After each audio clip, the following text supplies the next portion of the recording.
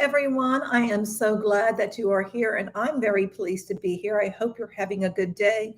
Now, this is me rolled out of bed, didn't put on any makeup. I was planning on it, but because of the pain that I have been experiencing since December 17th, it's like you're doing good to, have me even come on and do any kind of video streams or anything like that. So, this is me, no makeup, rolled straight on out of bed. So there you go.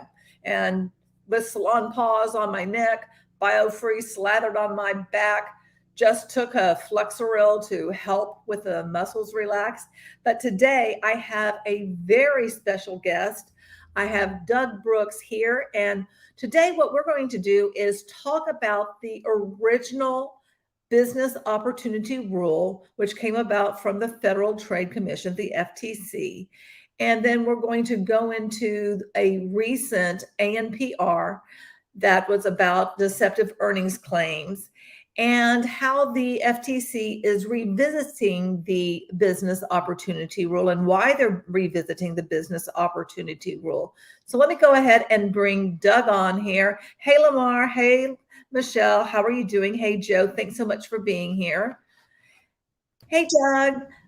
Thanks. Hey, Yolanda. Nice to see you. Nice to see you as well. I'm so thankful that you're here so that we can talk about this and bring up why it's important for people to think about how they can tell their story as it relates to on-passive. So the FTC can see that there is a concern about on-passive as it relates to all of this sort of stuff, since, we have an opportunity to leave our comments about the Business Opportunity Rule and, companies that are deceptive. Excellent.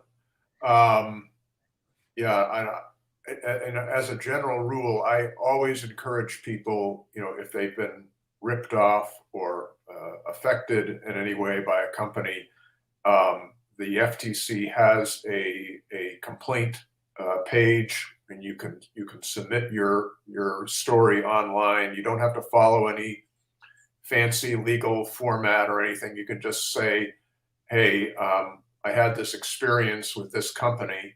Give them as much information as you can, and you can submit that complaint. They're not going to deal with individual complaints, but if enough people talk about a specific company, that increases the chances that they're going to do something.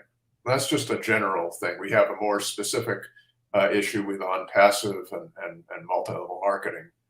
But where do you want to begin, Alanda?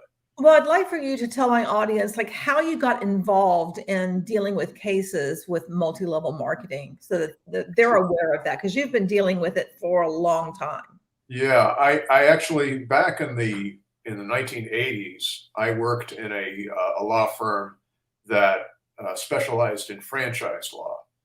And we went all over the country representing franchisees, usually in litigation, sometimes arbitration with franchisors. So I got a pretty good handle on how the franchise industry works. And franchising is a fairly well-regulated industry. Franchisees are entitled under the Federal Trade Commission franchise rule to get basically like a telephone book's worth of disclosures about all the information that you could really want to know about a franchise before you buy it. What the contract provides, what the finances of the franchisor are, if they make earnings claims, information about earnings. So there's a lot of information there. But in the early 90s, I left that firm and I joined a firm that did class action work. And this firm had just filed some class actions against some multi-level marketing companies. And I had never dealt with a multi-level marketing company before, but I thought, hey, I know franchising, I know distribution. I should be able to just roll off my truck and handle these cases. And I fairly quickly realized that multi-level marketing, MLM, is a very different animal than franchising. It is not as nearly as regulated as franchising is, and I'll explain how. But the industry, the MLM companies have avoided to date any requirement that they give disclosures to people before they become a distributor. And of course, the other big issue with multi-level marketing is whether or not the company that you're dealing with is a pyramid scheme. That doesn't come up with franchise cases. But that's how I got into MLM. And one of my cases, a case against a company called Omnitrition, resulted in a fairly important decision by the Ninth Circuit Court of Appeals, and I've sued a number of MLM companies, Herbalife several times, New Skin, Melaleuca, a company called Consumer Byline, and a number of others over the years. And I am now, I call it semi-retired.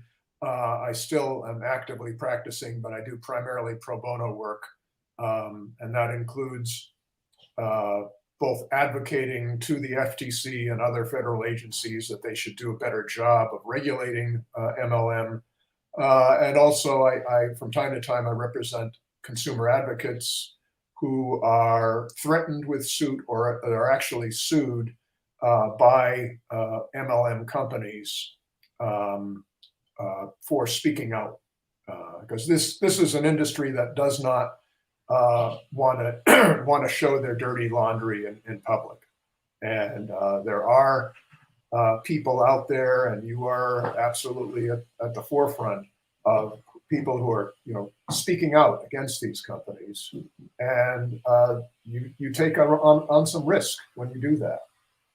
So I try to help people in that situation.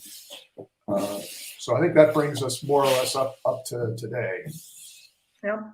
And Ash Mafara, the creator of OnPassive, certainly has targeted me as well as other creators who have spoke out about his little, company called OnPassive, as chat knows about these things. And it's just always comical to me what he does send, dear there letters, and just, no basis for anything, just really looking to be a bully, in my opinion. Anyway, with the business opportunity rule, that first came up in 2011. Is that right? Actually, it's got there's a longer history, and I don't know if you have the patience for me to go into it, but back in the 1970s, when the FTC was looking at franchising, they were also looking at multi-level marketing. In fact, they were looking at a whole range of business opportunities, and the franchise rule that they passed in 1979 was originally called the Franchise and Business Opportunity Rule, and it was intended to not only cover franchises but also other types of business opportunities. The big problem with the rule is that it had a provision that said you're not covered by the rule if the required payments within the first 6 months of operation are less than $500.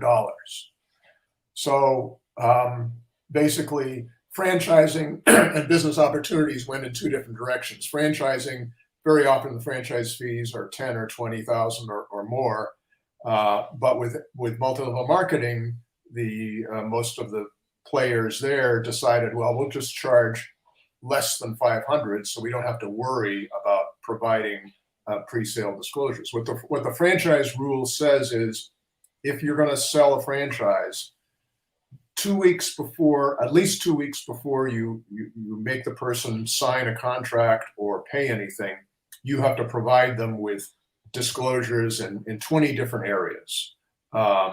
as I was describing before, these are these are like prospectuses in a securities offering. They're very extensive. So multi-level marketing companies just took the sort of the easy route, and they said, well, we'll just charge an introductory fee of less than $500. And I've seen MLM companies that charge $499. You know, many charge 50 or 100 or something like that. The big issue with MLM is that because of these ongoing inventory purchase qualifications, you may end up spending thousands or tens of thousands over a period of time. But it's sort of like you know, a constant process of investment. So you may not realize until a year or two has gone by that you've really put a lot of money into this thing, because the startup is only the $100 to buy the starter kit. So you think, what the hell, this isn't going to cost that much. But once you get sort of roped in, that's when you start really spending the money. So that's the franchise rule. Now, in the 1990s, the FTC realized, hey, you know, we're missing a lot of these business opportunities. And they put out a request for comment on whether they should expand the franchise rule to cover things like multi-level marketing, or should they have a new rule. And I submitted it back in, it was 1995. This gives you an idea how long I've been at this stuff. I submitted a comment saying, you know, the franchise rule is probably too extensive. You know, you don't need to have something that elaborate, but there should be something covering multi-level marketing companies. So 11 years go by, 2006, I think, the FTC issues a proposed rule. And that rule, that business opportunity rule, the original version of the business opportunity rule, would have covered MLM. It would have covered a bunch of other types of business opportunities as well, but it would have covered MLM. And now that proposal initiated a intense lobbying campaign by the industry. They spent millions of dollars. They got about, I think, 60 or 80 congressmen to send letters to the FTC. They did a sort of a letter writing campaign. They had a cookie cutter letter that they had distributors send in. So they had like 15,000 of these identical letters swamping the FTC.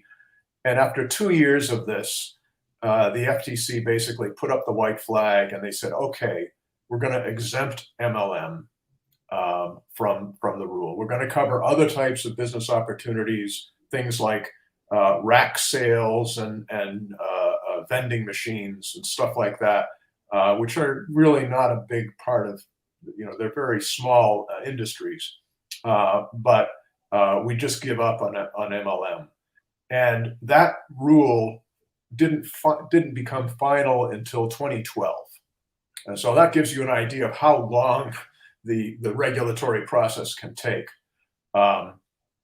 So the final version of the business opportunity rule covers several types of business opportunities, but it does not cover MLM. Now, 10 years later, we're in 2022, the FTC, with all of the rules that it enacts, every 10 years or so, they take another look at the rule. They analyze, they look at and see whether the rule is really accomplishing its purpose. They evaluate what their enforcement record has been, and they put out a request for comments from the public as to whether the rule should be kept, whether it should be modified, whether it should be expanded or diminished, whatever. And that's where we are today with the FTC's business opportunity rule. We are in the middle of a public comment period. So anyone in the world really can write a comment to the FTC and say, You know, I bought a business opportunity. I didn't get any disclosures before I got it. I lost money. You know, do something. That's in essence all you need to do. And there, I'm sure you'll be able to provide links to your viewers as to where to find that. Well, I was just going to put up that back in March of 2022, there was this was the ANPR that went out about deceptive or unfair earnings claims. Yeah. And that resulted in, and I will, what's like 16,000 comments. So that is yet another thing that the FTC has done. Wanted to show also from that, on passive is on the list. Yes. Well, let me scroll to that. And that's why it's relevant to the business opportunity rule now, with, you know, the opportunity to leave a comment. And really, it's whether you have been directly involved in on passive, if you know someone who has been involved in on passive, if you've been archiving information about on passive, if you've been following the story of on passive and have seen how people have been impacted by this company, you can leave a comment. Yeah, absolutely. I'm getting to it. There's a lot of companies. Yeah, there are over 1,000 companies on this list. There it is. On passive, and it says ONET social network, which ONET at the time, interestingly enough, had not launched. It didn't launch until I think like around November 5th. That coincided with the World Cup. Well, someone was paying attention, I guess. Yeah. Because this letter went out in October of 2021. So this is the FTC in the past couple of years. They have done a number of things that that potentially or actually have an impact on multi-level marketing, or the sort of these pyramid scheme appearing things like on passive.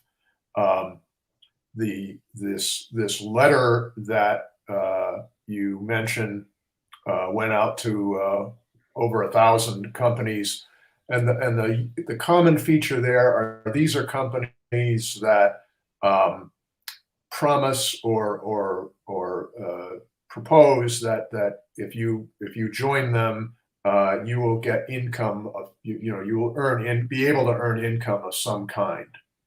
So they are making some sort of earnings claims, and it could be a multi-level marketing company, it could be a coaching company, it could be some other type of opportunity. It could be some training program, or a set of courses, or some sort of for-profit education company. But basically anyone who is representing to potential participants that they can earn some money by joining this opportunity. So it's broader than just business opportunities. It could cover a wide variety of things. But at any rate, the FTC sent this letter to that list that you just scrolled through, and they said to these companies, basically, we don't know if you're doing anything bad now, but here is an analysis of what constitutes a deceptive earnings claims based on cases that we have already brought. You should be aware of these cases, and we're putting you on notice about these cases. So you better look at your own operations and make sure that you're not doing this stuff, because now that you're on notice, If you start doing any of these things or you continue doing any of these things, we're going to go after you. So that was one thing they did. And the thing is that with On Passive, they haven't had any products until recently, and those products are free. And they don't work. And that's the thing. It's like in their own net, which is their social network, you can't even send a message to a friend. On their website, there's not even a scroll bar. I mean, there's so many problems with all their products, which are supposed to be flawless and, best in class. And it's like they are just janky. Yeah. Well, that is one of the remarkable things about MLM. If they're selling vitamins, they're not just selling vitamins. These are the best vitamins that anyone has ever sold.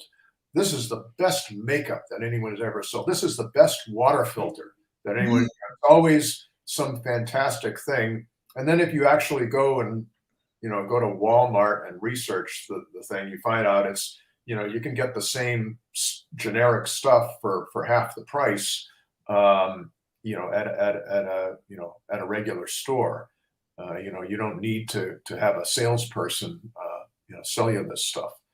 Well, I did want to mention On Passive seems to think by using apples instead of saying money, that somehow they're getting around making an income claim, saying your apples that will be coming to you. And it's like magic. We know what you're doing. It's very transparent. Yeah. But they're beginning to bring up, income again, but just kind of like dancing around it, thinking that they're being so slick when they're really being more transparent than they realize. Yeah. Yeah, that's it almost sounds like cryptocurrency, which is another thing in this area. Yeah. So the next thing that the FTC did just in the past couple of years is they issued what they call an advance notice of proposed rulemaking, ANPR, regarding deceptive earnings claims. And this might sound like overkill, but the letter that you talked about, that was going to specific companies and sort of setting them up to comply with case law that the FTC has already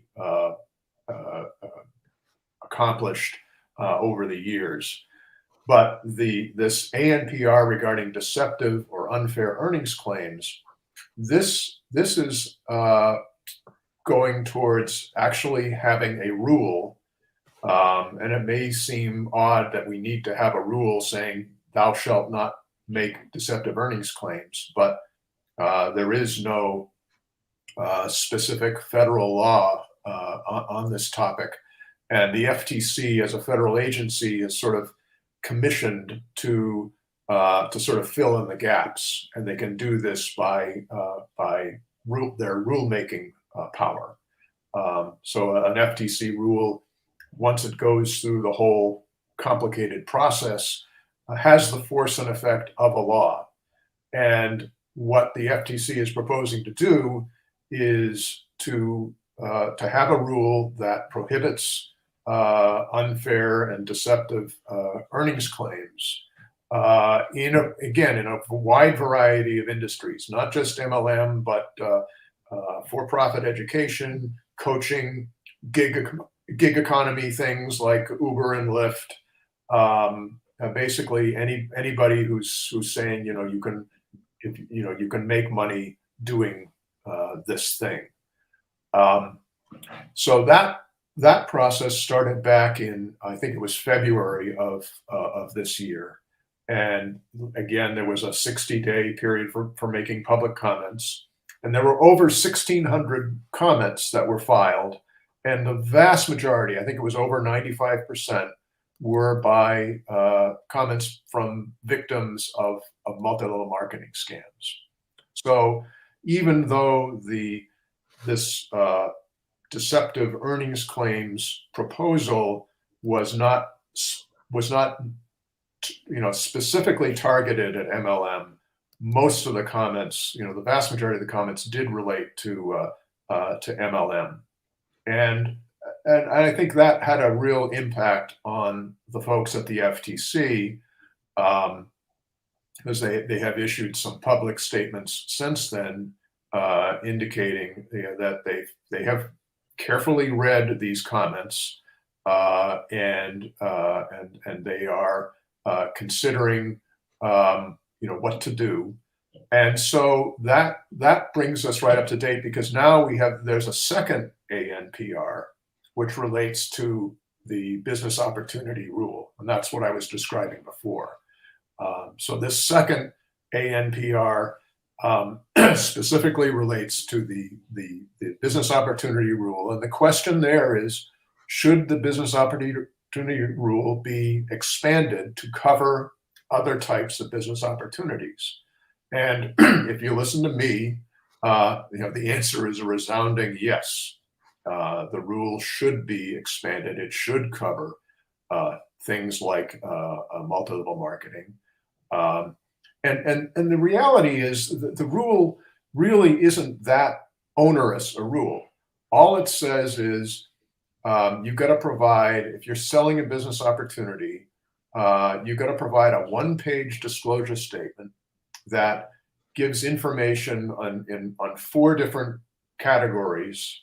Things like the name and identity of the company, the people who are at the top of the company, the litigation history of the company, and if the company makes earnings claims, backup substantiation for those earnings claims. So it really, for a legitimate business, this really should not be that difficult a process. And that disclosure document has to be provided to people at least 7 days before they pay anything or before they sign any agreement. And that's important. If you're getting involved in a business opportunity, you should spend goodness, at least a week thinking about, do I really want to do this, and researching it, thinking about, talking with your friends,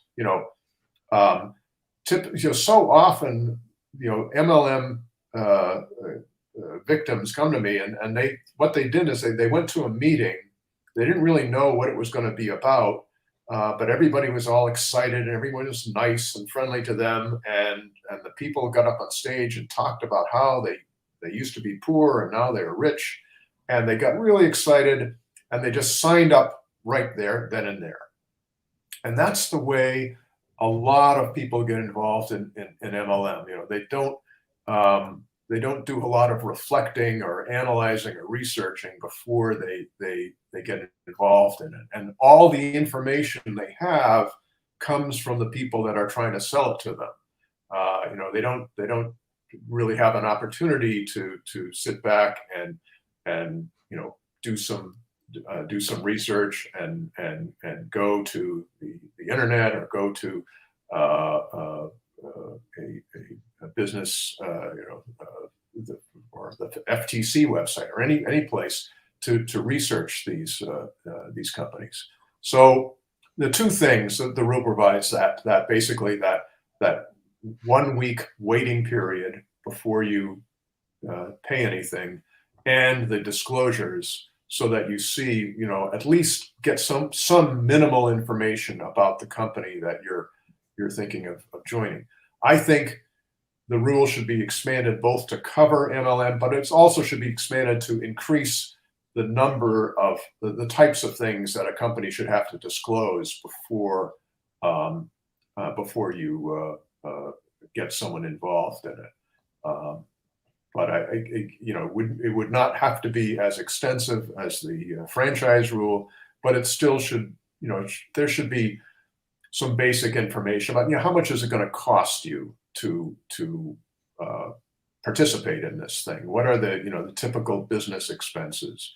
And, what about the backgrounds of, not just the people that are at the head of the company, but what about the top level distributors that are the people that are getting up on the stage? How are they making their money? So I think, but I think certainly the industry, they're going to have a tough time saying, well, this would really harm the industry if we have to provide disclosures about how we do business. If we tell you the truth, you wouldn't get involved. I mean, that's essentially what they're saying. So, and I know I've gone on for a while, Alanda. So let me let you come in with some questions, or if there's anything else you want me to talk about here. Well, I think that's what's interesting in terms of on passive is that like they don't have anything really to sell, and they haven't been supplied anything in terms of what it is going to cost. And the vision that Ash painted originally in 2018 has changed over the years. And I think that is highly unfair and incredibly deceptive to keep changing that and then just literally tell them, you just need to be calm and relax. Yeah. Everything will, come out when it should. Yeah. Just trust me. Yeah. So if, for instance, so my understanding is that a person who got involved in OnPassive, they paid something. $97 to be a quote founder. So and there are how many people who were involved and who paid that much money? It's really hard to tell. They say 1.4 million people, but people have multiple accounts. So I think that is really more that's 1.4 million accounts, if that, because some people have several hundred accounts. So I don't know if that's actually people. I don't think it is. I think a more realistic number would be 200,000 or 400,000. But for each account, they would have had to pay the 97 bucks. Correct. So if there are 1 million accounts, that means they've taken in essentially $97 million. Correct. So, what are they doing with that money? Where is that? Have they been researching products that they're now coming out and selling, or they don't disclose anything, and I think that's another problem. Basically, it's none of your business. There's been an ad, and I'm still wondering if it was actually created or is a deep fake on the Burj Khalifa. Ash came out in like June, July, and said that he was one of the 6 sponsors of the World Cup, which was false, and he had to take down that video. I still have it, where he said that. Turns out that he partnered with BN Sports, and he bought ad space through BN Sports and ran ads through BN Sports to particular countries. So it's not like everybody in the world saw these things. And people who saw the ads may have gone to OnPassive website and signed up for a quote free account for the OnPassive ecosystem. But once you signed up for that, then there were problems getting into the email system, the O-mail. And then there's all these other problems with trying to use the other products that there's just difficult to use. So I would think that people would go, well, I'm not coming back here because there's problems with trying to use it. And it wasn't optimized for mobile at the time, which most people in the areas of the world where he was advertising in use a mobile device and are not using a laptop or a desktop. So that was just all very odd.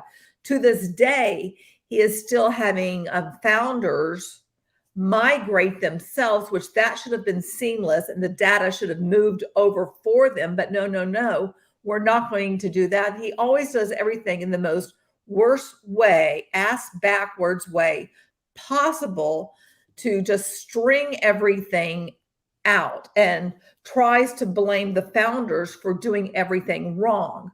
when he did not provide any kind of good instructions, and they never should have to re-register to begin with. It's been very bizarre to watch, and it's made me very uncomfortable that weeks later, 6 weeks later, people are still trying to register into the ecosystem. So that's on that. And if you're a founder, that means you're one of these people that has paid the $97.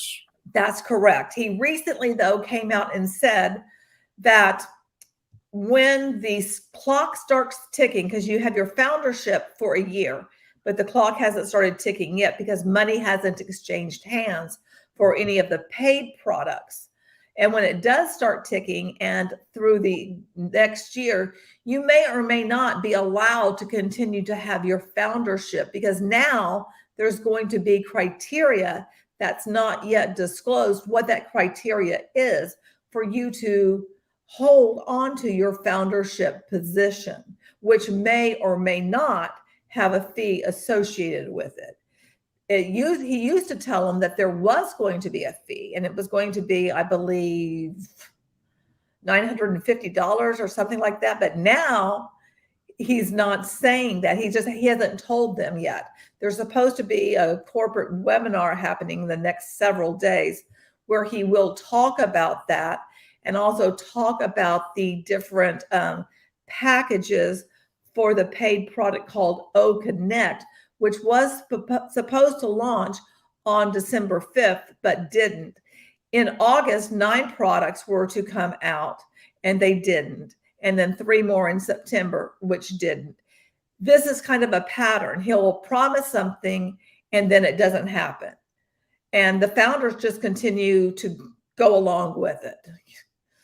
Now, if do founders, are they expected to recruit other people into this thing? Is there a recruitment aspect to this? There was when you could still become a founder, there was a recruitment period. Now it will be to get people to become resellers when they get their referral links.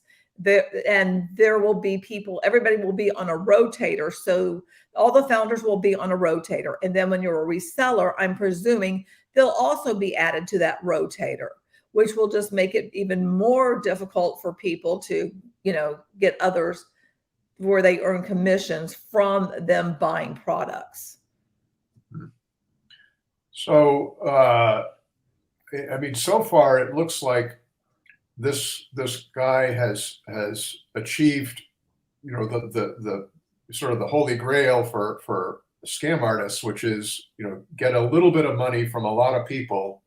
It's a small enough amount of money so that you're not going to get, no one's going to sue you for $97. But he's got enough people involved that he's collected a lot of money. So, and it doesn't seem, you don't see that he's actually been spending that money on developing some, unique special products. And I guess that wasn't really part of the deal. He wasn't saying, invest with me and I'll develop something. He theoretically already had something in place that you were just you were just paying some money to get on board with. Everything, according to him, is the best in the world. I mean, it's a very typical type thing when it comes to these type of companies, that everything is, fantastic, which is, no different than anything else that already exists in the world. People that are in tech that I know, they've looked at their Mail, and that is a ripoff from another service called Thunderbird. And I mean, other ones too that they've used are like, basically forked. Every product that they've seen is like it's forked from something else. So it's not like there's basically he's taken code from off the shelf. It's off the shelf products. It's nothing really. They're taking somebody else's code and then just trying to manipulate it a little bit and making it original. Yeah.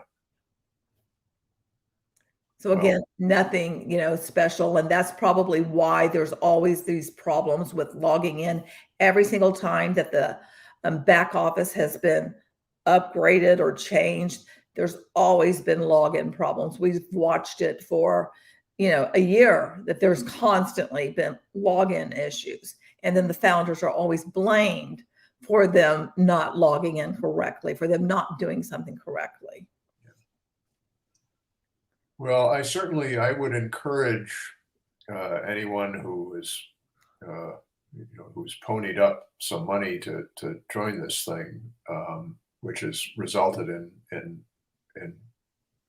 some generic software and nothing else.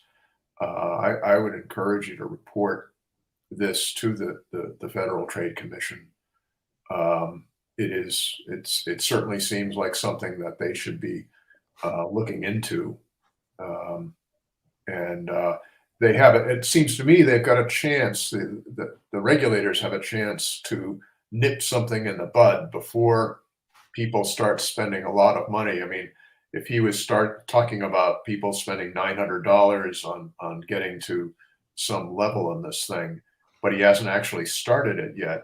Well, I mean, and so often with MLM situations and pyramid schemes, the regulators don't get involved until the damage has been done. Basically, people have been spending a lot of money, and then they're not getting it back, or they're losing it, and they start complaining, and then finally the regulators get involved. But by that point, a million people have lost hundreds of millions of dollars, and very little of that is ultimately going to be recovered.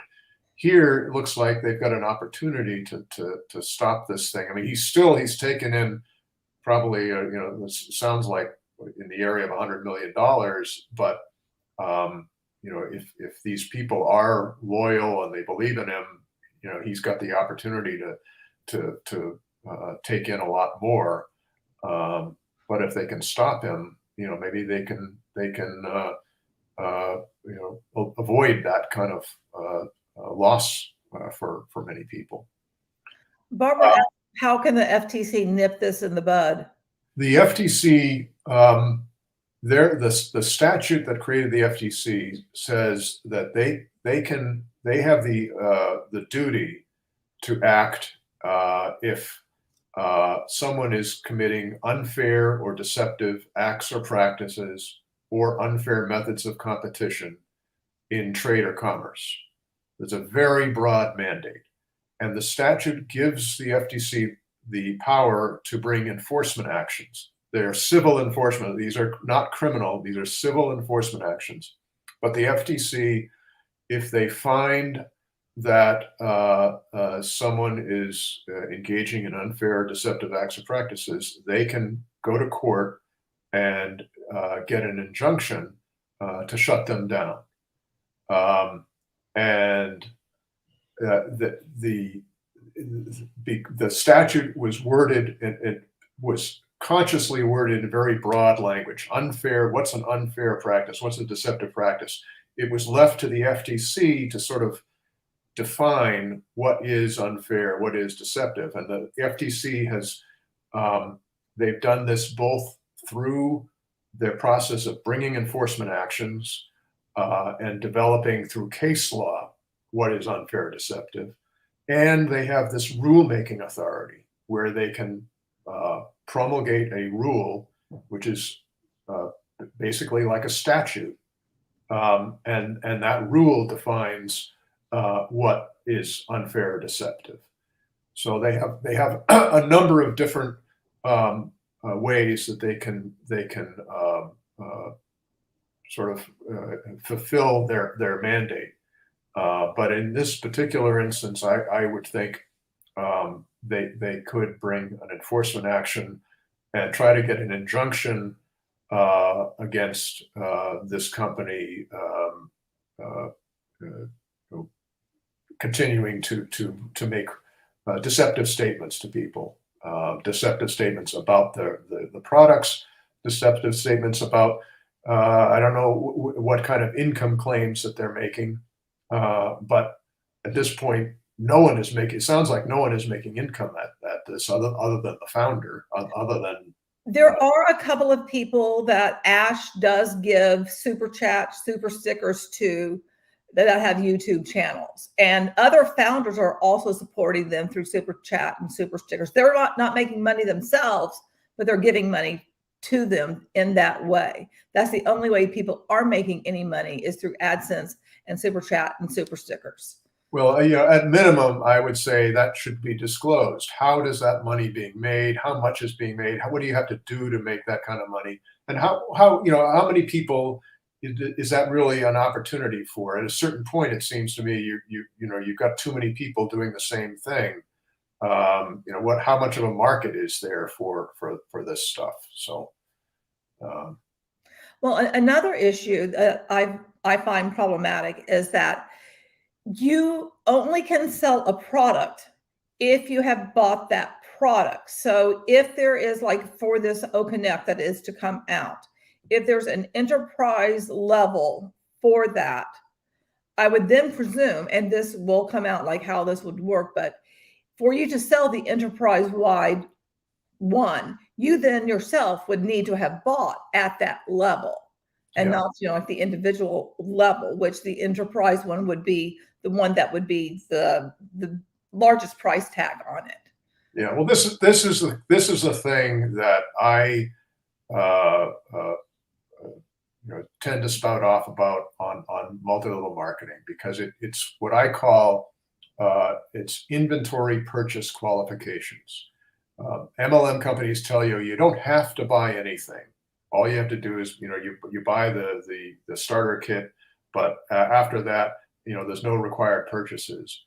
But if you want to earn commissions on your downline, you want to recruit people and make commissions, you've got to account for a certain level of purchases from the company. And those, you know, the complexities of how the compensation plans work, is, you know, we just can't get into now. But you know, there's typically some level of purchases, usually a monthly amount, that you have to account for in order to really participate in the company. So yes, technically it's not required, but it is effectively required, because there's no way of making money unless you do that. So it sounds to me like, you know, if he's saying, well, you in order to sell this particular product, you have to buy it. What kind of distribution? There's no other kind of distribution system where you have to buy the thing that you're selling for. You have to buy it for yourself in order to sell it. You know, the old vacuum cleaner salesman going door to door.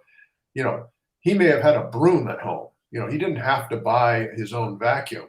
He was selling those vacuum cleaners. You know, a guy at a Mercedes dealership, he may drive, you know, a Golf. You know, you know, you don't have to buy a Mercedes in order to be a Mercedes salesman.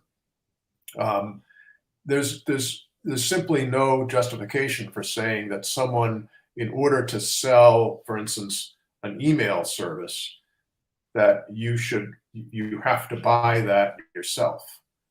That for me, that kind of requirement immediately sets off alarm bells. I think, why are you making people buy this product in order to sell? I mean, if you're a good salesman, you know, you should be compensated based on your sales.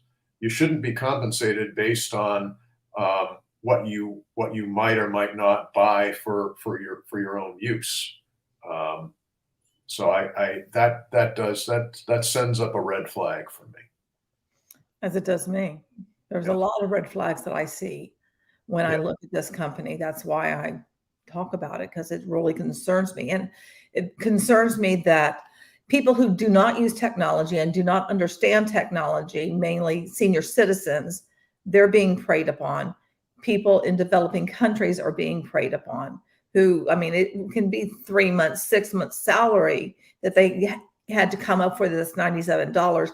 They're being preyed upon. And if they bought multiple accounts, they were preyed upon multiple times. And now they're going to be asked to purchase the products in order for them to sell them. Sure, they can just, like, you know, have people get the free products, but you're not going to get commission off of free.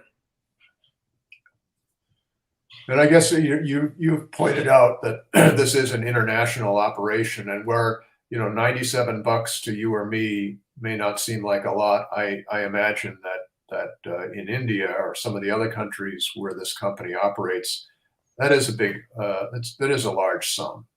Correct. It's tough for people to come up with that kind of money. And So, he really downplays, and he's like, "Oh, anybody can afford $97." And it's like, that's not true when you're in one of these third world countries. It's like, it's real. That is a large amount. And that's, deciding whether or not you are going to be able to pay your bills, get food, do a lot of things, determining, being able to come up with that money to pay for it.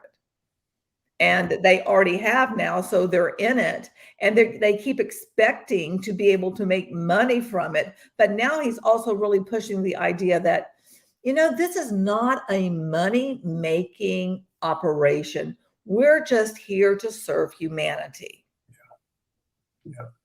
That is another common feature of MLM plans, that this idea that this is not just a business. You are helping your fellow man. We are doing something that no one's ever done before. We're utilizing your network of friends and family, and wouldn't you want to help out your friends by sharing this wonderful opportunity with them?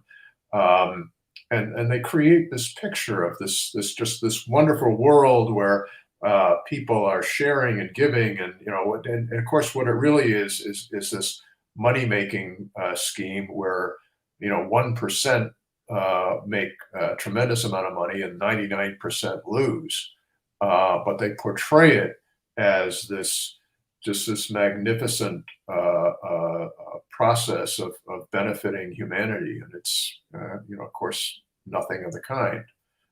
So that's another red flag for me, at any rate. Yeah, me too. So, that's why all of this that we're talking about is why I think it's very important, especially like if you've been archiving instances of this, you can put that information in there of your comment to the FTC. If you have different links to different things as evidence of stuff, you can put that in your comments. Provide whatever information you have to be able to show why this is a problem and how it's impacted people. And you hear it when you listen to the different people who do the videos on YouTube. You hear the language that is used. And I have a document of basically all the different like catchphrases that are used, in it to win it. It's a done deal. So many different words that are used all the time, and which reinforces the mindset to them over and over again, because they're using it and they're hearing it again and again. Plus, they're also told all the different webinars to go to throughout the day. There's even one every night at midnight. It's like literally all day long. They're expected to go to these different things. And then on the other hand, they're told, well, you don't really have to go. But yet, in order to be plugged in, you're expected to keep going to this all the time. Yeah. Well, it's you're getting into the kinds of things that cults do. Oh, yes. Cults want to control your time. They want to, basically any time of the day you should be working on their thing, and really not have the time to reflect on what you're doing.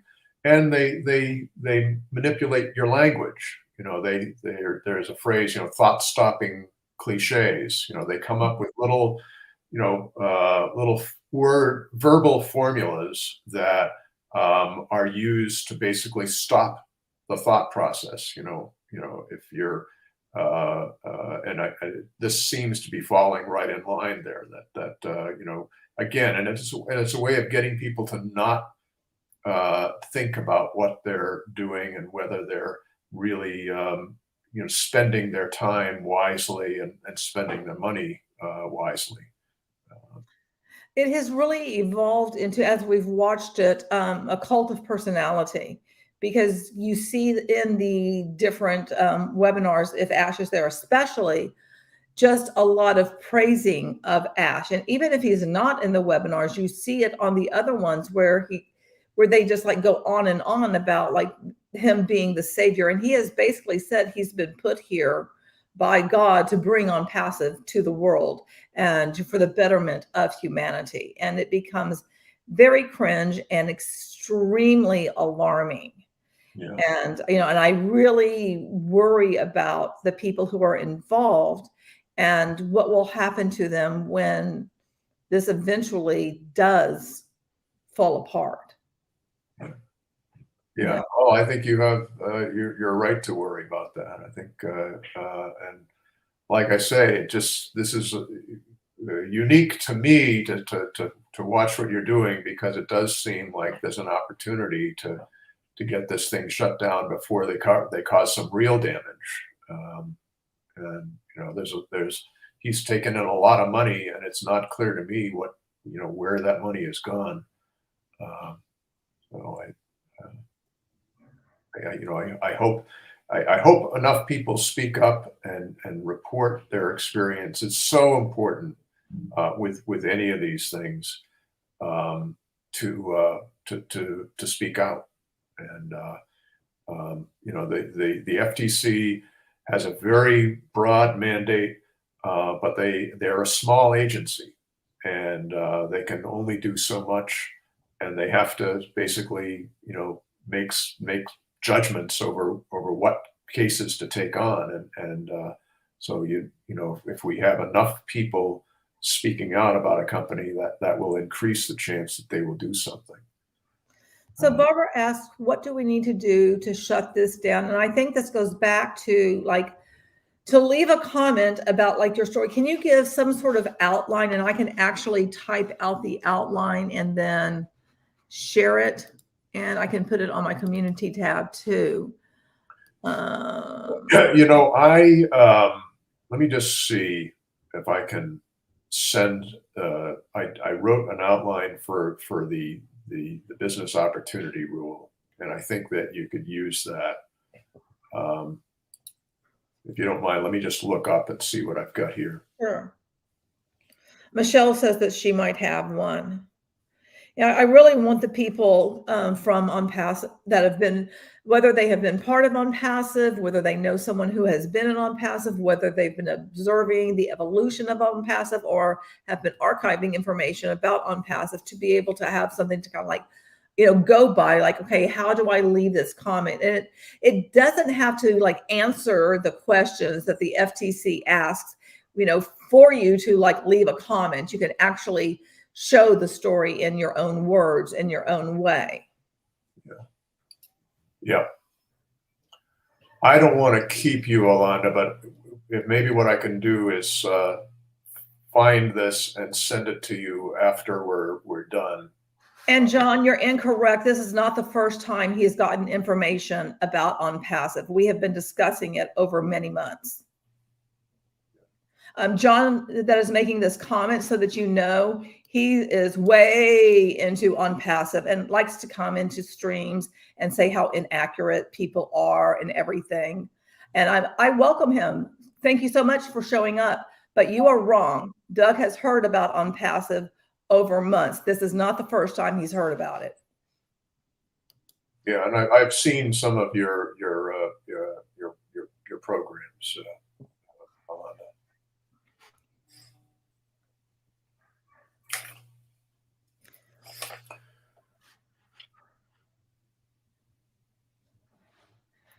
And thank you, Joe. It's correct, John, and you know it.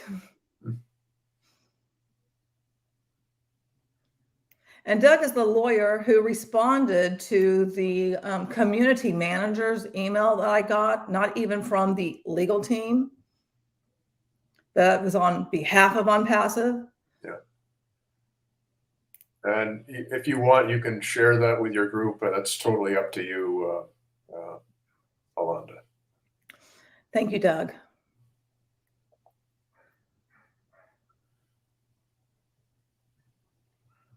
Are there other questions that? Now, if you have a question, just pop it in the chat. If you have a question for Doug on, like, you know, anything about the business opportunity rule, about the current ANPR, and leaving a comment. And I am going to have to leave soon, but I'm happy to, if there's any follow up, um, you know, Alanda, you can let me know, and I'm happy to try to respond once once we're off. Lamar says, don't they have to disclose earnings at one point? So I think he's talking about income disclosure statements.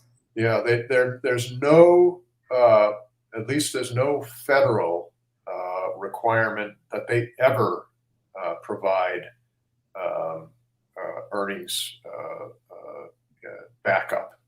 Um, there are a couple of states that have laws that sometimes apply to plans like this, that that may require that. But for the most part, these types of opportunities fall sort of below the radar screen, and uh, there are some companies that do prepare earnings disclosure statements, or what they call earnings disclosure statements, but they're not required to do that. And what my impression is, the reason they do that is because if they ever do get investigated, or if there's an enforcement action against them, they can say to the FTC or the state attorney general, whoever is going after them, hey, look, we provided earnings disclosure statements to people. We weren't required to, but we did it anyway. And the problem with these things is that there's no one specifying the format, and very often the information is presented in a very deceptive way. The numbers are massaged by the company so that it doesn't look as bad as it is. But the thing to be aware when you see one of these things is that no third party, certainly no government agency, has reviewed it or approved it in any way. This is just the company providing something that that they think will protect them if they get in trouble in the future. So Barbara asked, and then I have another question too. Is there a timeline for revising the BOR? Well, the currently the deadline is January 24th to make a public comment. Now, so that's a tight deadline. I am going to seek an extension from the FTC to see if they will extend that period by, let's say another 30 days. I don't know if that will happen. So right now, the hard deadline is January 24th. If you miss that deadline, it's not the end of the world, because, as I said in the beginning of the program, the FTC has a complaint line, a complaint page, and anytime something has happened, you can submit a complaint to the FTC online, and like I said, not following any particular format. Just tell your story. Tell, what was the company? What did they promise you? What did you do? How much did you spend? How much did you lose? Just basic stuff. Tell your story, and you can do that anytime. And how much you lost could be how much time you lost waiting for something to actually happen, and it never did. Absolutely. It's because what these companies do, they don't just take their money, they also take your time. They get a lot of free labor. They get a lot of people promoting them and talking it up, and spending their time and their energy on this stuff. So, So Stricardo says, hi, Doug. What an effective defense for Ashby. Nothing worked out as I hoped. I know it didn't work out for Elizabeth Holmes, but she was taking cash for equity. Ash has just taken, quote, donations. Yeah, it's possible that could, that's sort of up to a jury. And it's you never know what's going to happen. but it could work or it might not work. But and I do have on the ticker where you can report fraud to. I have a couple of different places there, depending on where you're from. I don't have everywhere like in the world, but I'll also pop it in here for the FTC again for you. And the business opportunity rule, where you can make a public comment. Doug, did you ever find the outline? no, I haven't been, you know, it's hard for me to do two things at once.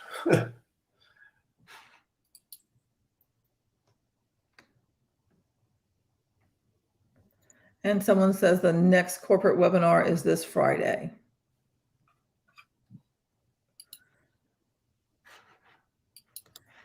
And Heather says the leadership council, because there is this leadership council, people who are, I guess, that Ash confides in may end up in court as well, which I would say that that is not an unlikely thing. People close to the actual leader, that person who created this, is not far off to think about these people being questioned as well.